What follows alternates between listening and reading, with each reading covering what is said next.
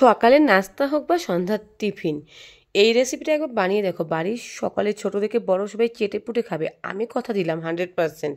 তো চলো দেখে নেওয়া যাক এই রেসিপিটা আমি কীভাবে তৈরি করছি। তো প্রথমেই আমি কয়েক ধরনের বাদামকে গুঁড়ো করে নিয়েছি, দেখতেই পারলে। তারপর কিশমিশ নিয়ে নিয়েছি, এদিকে ঘি রেখেছি দেখতে পারছো।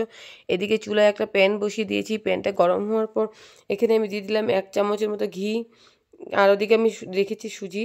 এখন ঘিটা দেওয়ার পর দেখবে আমি এখন বাদামগুলোকে একটু ফ্রাই করে নেবো ঘিয়ের মধ্যে। তারপর দিয়ে দেবো কিশমিশগুলোকেও ঘিয়ের মধ্যে একটু ফ্রাই করে নেব। তোমরা চাইলে ঘিয়ের পরিমাণটা থেকে বেশিও দিতে পারো, কোনো ব্যাপার না। তো দেখো বাদামগুলোকে আমি এখানে সুন্দর করে ফ্রাই করে নিচ্ছি, কিশমিশ তো ফ্রাই হয়ে গেল। এরপর এখানে আমি দিয়ে দেবো কিন্তু সুজি, 1 কাপ সুজি আমি রেখে দিয়েছি। তোমরা তোমাদের পরিমাণ মতো সুজিটা দেবে।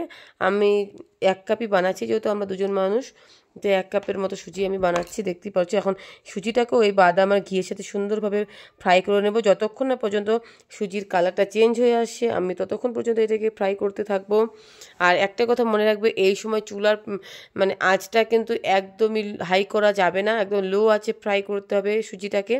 দেখতেই পাচ্ছ ধীরে ধীরে কিন্তু সমস্ত মানে সুজির কালারটা অনেকটাই চেঞ্জ হয়ে আসছে। আর এটাকে একটু সময় ধরে এটাকে মানে ফ্রাই করতে হবে। মানে বেশি আঁচ দিলে কিন্তু এটা একদম পুরো নষ্ট হয়ে যাবে, মানে কালারটাই চেঞ্জ হয়ে যাবে সুজি। তো একদম আমি লো আছে সুজিটাকে সুন্দর করে আমি ফ্রাই করে নিলাম।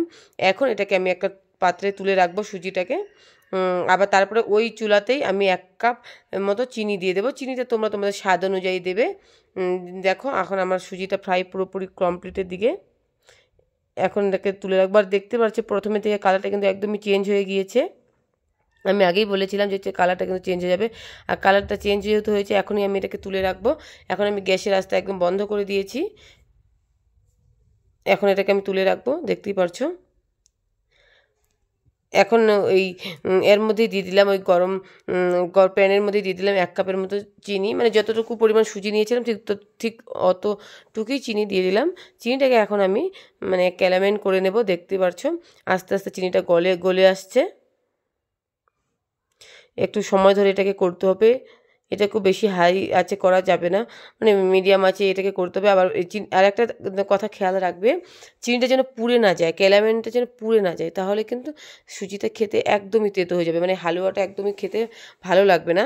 তো দেখতে পাচ্ছ এটা কালারটা হয়ে আসছে সুন্দর, সমস্ত চিনিটা গলে গেল। আর এখন হালকা ব্রাউন কালার হয়ে আসছে। এখন এর মধ্যে কিন্তু আমি সুজিটাকে দিয়ে দেবো। এই যে হালকা ব্রাউন কালার হয়ে গিয়েছে, এর মধ্যে এখন আমি সুজিটাকে ঢেলে দেবো, সুজিতে যেটা আমি তুলে রেখেছিলাম।